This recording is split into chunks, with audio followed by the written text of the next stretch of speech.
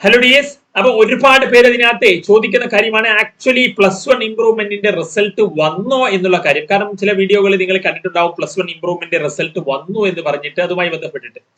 അപ്പം അതിനെക്കുറിച്ച് ഡീറ്റെയിൽ ആയിട്ട് നമ്മൾ പറയാം. ഒപ്പം തന്നെ അതിനകത്ത് ഒരുപാട് കമ്പാർട്ട്മെന്റൽ എക്സാം എഴുതി, അതായത് ഇപ്പം +1 ഇംപ്രൂവ്മെന്റ് എന്ന് പറയുമ്പോഴേ അതിനകത്ത് കഴിഞ്ഞ വർഷം അതിനകത്ത് എഴുതി ഫെയിൽ ആയവര് 2026 +1 ഫോക്കസ് ചെയ്ത് പഠിച്ചവരുണ്ട്, കമ്പാർട്ട്മെന്റൽ സ്റ്റുഡൻസ്. അപ്പൊ അവർ ഒരുപാട് ചോദിക്കുന്നവരാണ്. ഇൻ കേസ് +1 ഇംപ്രൂവ്മെന്റ്, അതായത് +1 ഫെയിൽ ആയി എന്ന് വിചാരിക്കുക, പിന്നീട് എന്ത് ചെയ്യാൻ സാധിക്കും എന്നുള്ളത്.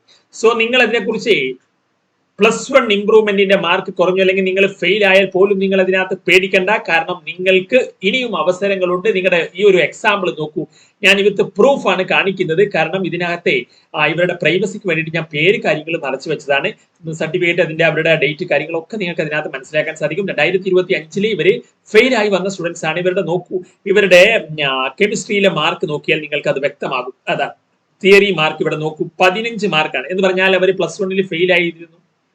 പക്ഷെ അങ്ങനെ +1 ഫെയിൽ ആയാലും നിങ്ങൾക്ക് ഇനി സേ എഴുതാനുള്ള അവസരമുണ്ട്. ഇവര് +1 ഫെയിൽ ആയതുകൊണ്ടാണ്. ഇവർ +2 അതിനകത്ത് കുഴപ്പമില്ല എങ്കിൽ പോലും നിങ്ങൾ +1 ഫെയിൽ ആയതുകൊണ്ട് ടോട്ടലി ഫെയിൽ ആയി. അങ്ങനെയാണെങ്കിൽ നിങ്ങൾക്ക് ഇനി ഈ ഒരു +1 ഇപ്പം 15 മാർക്കല്ലേ, ഇനി ഇവർക്ക് വേണ്ടത് 3 മാർക്കാണ്. ഈ 3 മാർക്ക് കിട്ടിയിരുന്നെങ്കിൽ പാസ്സായനെ, പക്ഷെ അത് കിട്ടിയില്ല. അപ്പൊ അതുകൊണ്ട് തന്നെ +2 ആ 3 മാർക്ക് അധികം എടുത്താൽ മതി. അപ്പൊ 21 മാർക്ക് എടുത്ത് നിങ്ങൾക്ക് ഇപ്പൊ സേ എക്സാം വരും. അതായത് +1 ഇംപ്രൂവ്മെന്റ് നിങ്ങൾ ഫെയിൽ ആയി എന്ന് വിചാരിക്കുക, അതിനകത്ത് നിങ്ങൾക്ക് സേ ഫെയിൽ ആവാതിരിക്കട്ടെ, ഇൻ കേസ് എന്തെങ്കിലും റീസൺ കാരണം മാർക്ക് കുറഞ്ഞാൽ പോലും നിങ്ങൾക്ക് അതിനകത്ത് ഇനി സേ എക്സാം വരുമ്പം ഈ +1 മാർക്ക് അധികം എടുത്താൽ മതി. അപ്പൊ നോക്കൂ, ഇവർക്ക് +1 നമ്മുടെ സേ ബാച്ചിൽ ജോയിൻ ആയി. എന്നിട്ട് നോക്കൂ, +2 ഇവർക്ക് +2 സേ എഴുതിയപ്പോ 31 മാർക്കാണ് കിട്ടിയത്. എന്ന് പറഞ്ഞാൽ 21 വേണ്ടടുത്ത് അവർക്ക് 31 കിട്ടി. ഒരുപാട് ബി കാറ്റഗറിയിലോട്ട് എത്തി. ഇത് ഒരു കേസൊന്നുമല്ല, നമ്മുടെ ഒരുപാട് കേസുകൾ നോക്കൂ. ഇതാ അടുത്ത കേസ്. ഈ ഒരു കേസും ഞാൻ അതിനകത്ത് മാർക്ക് ചെയ്ത് കാണിക്കുമ്പോൾ നിങ്ങൾക്ക് മനസ്സിലാകും. ഇവരുടെ റിസൾട്ട് നിങ്ങൾ നോക്കൂ. ഇവർക്ക് അതിനകത്ത് 16 മാർക്കാണ്. ഇതാ നോക്കൂ, 16 മാർക്കാണ് ഫിസിക്സിൽ. അതായത് 2 മാർക്കിന് ഫിസിക്സിലെ +1. ഇത് ഏതാ ഫസ്റ്റ് ഇയറിലെ TE +1 അവർ തിയറി വെച്ച് ഫെയിൽ ആയി. അങ്ങനെ എങ്കിൽ അവർക്ക് ഇനി +2 21 നേടിയാൽ പാസ്സാകാം. ഇവിടെ 2 മാർക്ക്, അതായത് 20 മാർക്ക് നേടിയാൽ പാസ്സാകാമായിരുന്നു. പക്ഷെ +2 അത് കിട്ടാത്തത് കൊണ്ട് തന്നെ അവർ +1 ഫെയിൽ ആയത്. കാരണം +2 അവർ പാസ്സായിരുന്നു, പക്ഷെ 20 എത്തിയില്ല. അപ്പം എന്ത് ചെയ്തു, നമ്മുടെ സേ ബാച്ചിൽ ജോയിൻ ആയി. സേ എക്സാം എന്ന് പറഞ്ഞാൽ 1 മാസം കഷ്ടി, ഒരു +2 റിസൾട്ട് വന്നാൽ 1 മാസം കഴിഞ്ഞാൽ വരും. അപ്പൊ നോക്കൂ, അവർക്ക് +2 എന്നിട്ട് നമ്മുടെ ബാച്ചിൽ കഷ്ടി കുറഞ്ഞ ദിവസത്തെ ക്ലാസ്സുകൾ കൊണ്ട് പോലും അവർക്ക് 39, അവർക്ക് 20 മതിയായിരുന്നു. പക്ഷെ അവർക്ക് 39 കിട്ടി. അറൗണ്ട് 40-നടുത്ത് ഡബിൾ മാർക്ക് കിട്ടി. മനസ്സിലായില്ലേ? ഇത് മാത്രം വെച്ച് അവര് പാസ്സായി. ഡബിൾ പാസിന് അപ്പുറം മാർക്ക് കിട്ടി. അപ്പൊ അങ്ങനെ എന്നിട്ട് കണ്ടോ, ഫെയിൽ ആയ സ്റ്റുഡൻസ് ഈ ഒരു റാങ്കിലോട്ട് വന്നത്. ഇത് ഒരു കേസ്, ഇത് 1-2 കേസ് അല്ല. നോക്കൂ, ഇനി അടുത്ത ഒരു കേസും ഇതും ഞാൻ അധികം നീട്ടി പറയുന്നില്ല. അതിനകത്തെ നമുക്ക് റിസൾട്ടുമായി ബന്ധപ്പെട്ട കാര്യങ്ങളോട്ട് പോയി. ഇത് കണ്ടോ, 14 മാർക്കിന് അവർ theory first year chemistry fail ആയത്. അപ്പൊ അവർക്ക് ഇനി 4 മാർക്കും 18ഉം 22 വേണമായിരുന്നു. പക്ഷെ അവർക്ക് 30 കിട്ടി. നമ്മുടെ സേ ബാച്ചിലെ റിസൾട്ടുകളാണിത്. അങ്ങനെ ഒരുപാട് കേസുകൾ ഇതിനകത്ത് നമ്മളിപ്പം അതിനകത്ത് പറഞ്ഞ കേസുകളാണ്. ഇതിനകത്ത് ഇത് വേറൊരു കേസ്. ഇതിപ്പം ഫിസിക്സിന്റെ 13, ഇത് മറ്റൊരു കേസ്. ഇത് 14ന്റെ കേസ്. 16ന്റെ കേസ് ഞാൻ പറഞ്ഞു. പിന്നെ അതുപോലെ തന്നെ ഇതിൽ കെമിസ്ട്രി 14ആണ് ഫസ്റ്റ് ഇയർ, നിങ്ങൾക്ക് നോക്കിയാൽ മനസ്സിലാകും. എന്നിട്ട് 4 മാർക്ക് 30 മാർക്ക് കിട്ടി ഞാൻ പറഞ്ഞു. പിന്നെ ഫിസിക്സിൽ 13, അവർക്ക് ഇനി 5 മാർക്ക് അധികം, അതായത് 23 വേണമായിരുന്നു. അവർക്ക് 26 കിട്ടി. ഇതെല്ലാം നമ്മുടെ സേ ബാച്ചിലാണ്. ഇവർക്ക് അതിനകത്ത് പഠിപ്പിക്കും. ഈ പയ്യനൊക്കെ ഇതിനകത്ത് ഇപ്പം എഞ്ചിനീയറിംഗ് റിലേറ്റഡ് ആയിട്ടുള്ള കോഴ്സ് ചെയ്ത് മുന്നോട്ട് പോയിക്കൊണ്ടിരിക്കുകയാണ്. അപ്പം ഇവന്റെ +1 ഫിസിക്സിന്റെ മാർക്ക് നോക്കൂ നിങ്ങൾ. ഞാൻ ഇവിടെ പ്രത്യേകം കാണിക്കാം ഇതിനകത്ത്. അപ്പൊ നിങ്ങൾ അതൊന്നും പേടിക്കേണ്ട ആവശ്യമില്ല. അതിനകത്ത് ഒരുപാട് മുൻകാലങ്ങളിൽ ഇത്തരത്തിലെ +1 ഇംപ്രൂവ്മെന്റ് ഒക്കെ ഫെയിൽ ആയിട്ടും ആ +1 ഇവർ 8 മാർക്കാണ്, അതായത് 10 മാർക്ക് ഫെയിൽ ആയി +1.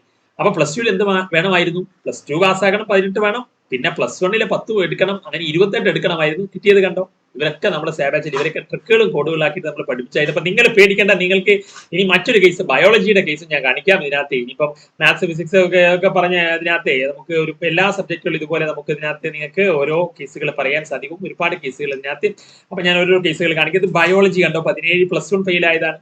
പക്ഷേ +2 അതിനകത്ത് നമ്മുടെ സേ ബാച്ചിൽ വന്നു. അതിനകത്ത്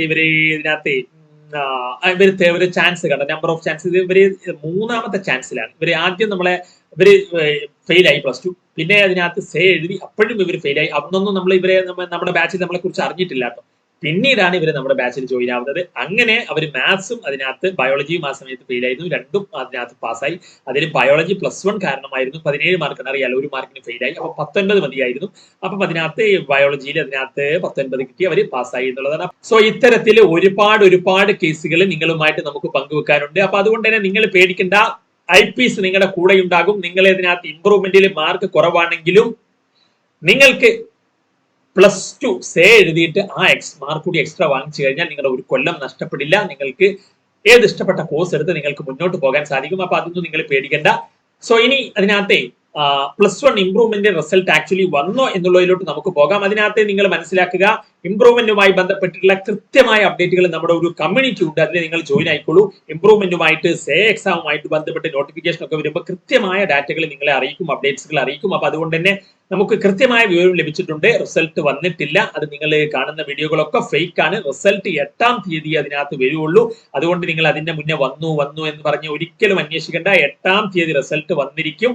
ഇനി +2വിന്റെ റിസൾട്ടുമായി ബന്ധപ്പെട്ട് അതിനകത്ത് 22 എന്ന് പറഞ്ഞിരുന്നെങ്കിലും ഇപ്പം മിനിസ്റ്റർ കാര്യങ്ങളൊക്കെ മാറി, ചിലപ്പോൾ 23, 24, 25, അതായത് 22-നും 25-നും ഇടക്കെന്നാണ് പറഞ്ഞു കേൾക്കുന്നത്. അപ്പൊ എന്തായാലും അതും കൃത്യമായി ആ ഒരു ഡേറ്റ് വരുമ്പോൾ ഞാൻ അതിനകത്ത് നിങ്ങളെ അപ്ഡേറ്റ് അതിനകത്ത് അറിയിക്കും. നമ്മുടെ ആ ഒരു കമ്മ്യൂണിറ്റിയിൽ അതിനകത്ത് ജോയിൻ ആയിക്കോളൂ. നിങ്ങൾ ഇംപ്രൂവ്മെന്റ് കമ്മ്യൂണിറ്റിയിൽ +2വിന്റെ കാര്യങ്ങളൊക്കെ ഞാൻ അതിനകത്ത് അറിയിക്കും, സേ എക്സാമുമായി ബന്ധപ്പെട്ടൊക്കെ. അപ്പം നിങ്ങളുടെ സപ്പോർട്ടാണ് എല്ലാം. നിങ്ങൾ നമ്മുടെ വീഡിയോ ലൈക്ക്, ഷെയർ, സബ്സ്ക്രിപ്ഷൻ നിങ്ങളുടെ ഫ്രണ്ട്സുകളോടൊക്കെ ഷെയർ ചെയ്ത് നമ്മളെ സപ്പോർട്ട് ചെയ്യാൻ മറക്കണ്ട. അപ്പൊ നിങ്ങൾ പേടിക്കണ്ടെന്നേ, നമ്മൾ കൂടെ ഉണ്ട്. അപ്പൊ that's all. Thanks for watching.